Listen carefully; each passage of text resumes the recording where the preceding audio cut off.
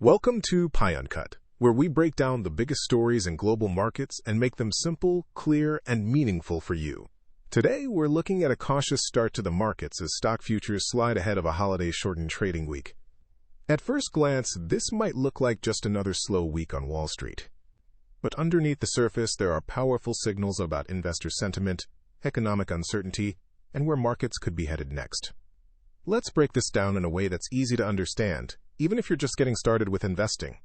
To begin with, stock futures are essentially a preview of how markets are expected to open. When futures are down, it signals that investors are feeling cautious or negative before the trading day even begins. And right now, that's exactly what we're seeing. So why are markets under pressure? The first reason is uncertainty around interest rates. Over the past 2 years, central banks, especially the U.S. Federal Reserve, have been aggressively raising interest rates to fight inflation. Higher interest rates make borrowing more expensive, which slows down business activity and reduces consumer spending. For investors, this creates a difficult environment because future corporate earnings may weaken. Even though inflation has cooled somewhat, the big question is, will central banks keep rates high for longer than expected? That uncertainty is making investors nervous, and that nervousness is showing up in falling futures. The second factor is the shortened trading week itself. Holiday weeks tend to have lower trading volumes. When fewer people are trading, markets can become more volatile because even small trades can move prices more than usual. Institutional investors often reduce activity during these periods, and retail investors may stay on the sidelines. As a result, markets can drift downward simply due to a lack of strong buying interest. But there's a deeper psychological element at play here. Markets are forward-looking. Investors are always trying to predict what will happen next, not what has already happened. Right now, there's a mix of optimism and concern. On one hand, economic data has been relatively resilient. On the other hand, there are signs of slowing growth in key sectors, like manufacturing and housing. This creates a kind of tension in the market. Investors are asking, are we heading toward a soft landing, where inflation comes down without a recession?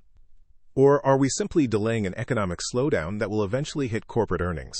This uncertainty often leads to cautious positioning, which is exactly what we're seeing reflected in futures. Another important angle to consider is global impact. The U.S. stock market is not just a domestic indicator. It influences markets around the world. When U.S. futures decline, it often leads to weaker sentiment in Asia and Europe as well. Global investors watch Wall Street closely because it sets the tone for risk appetite. If U.S. markets show signs of hesitation, global markets tend to follow. Now let's talk about sectors. Not all parts of the market react the same way to these conditions.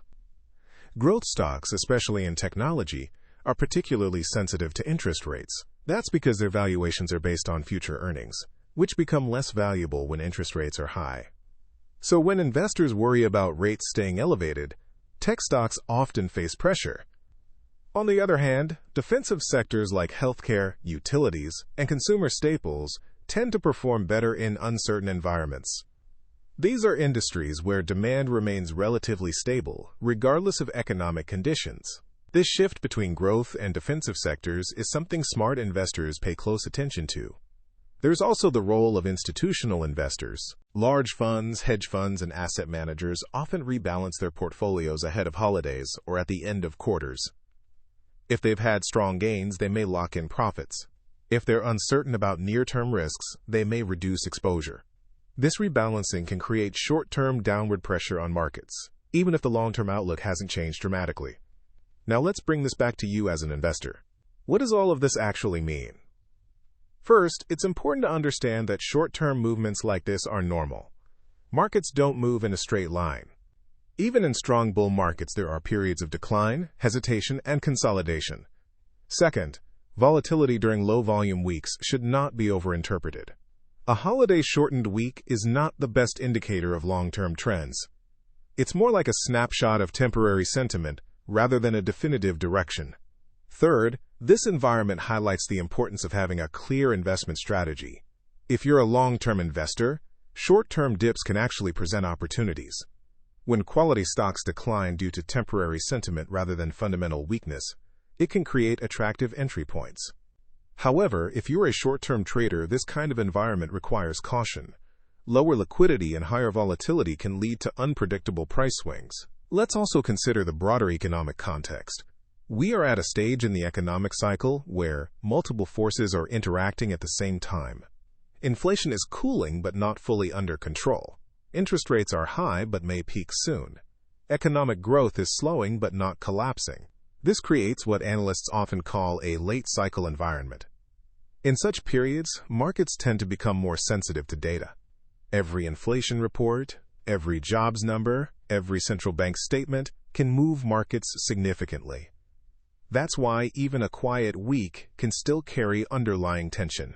Looking ahead, there are a few key catalysts investors will be watching closely. The first is upcoming economic data, especially inflation and employment figures. These will shape expectations around future interest rate decisions. The second is corporate earnings. As companies report results, investors will look for signs of margin pressure, slowing demand, or changes in guidance. The third is central bank communication. Any hint about rate cuts or continued tightening can shift market sentiment quickly. So where does this leave us? The current dip in futures is not just about a holiday week. It's a reflection of a market that is trying to balance optimism about resilience with caution about future risks. It's a market that is not fully confident, but not fully pessimistic either. And that kind of environment often leads to sideways movement, with periods of volatility. For long-term investors, the key is discipline. Focus on fundamentals, stay diversified, and avoid reacting emotionally to short-term noise. For traders, the key is awareness. Understand the risks of low liquidity and adjust strategies accordingly. In conclusion, what we're seeing right now is a market in transition. Not a collapse, not a breakout, but a pause. A moment where investors are reassessing, recalibrating, and waiting for clearer signals. And sometimes, in markets, those quiet, uncertain moments are the most important ones, because they often set the stage for the next big move. This is PyUncut, helping you understand not just what is happening in the markets, but why it matters and what you can do about it.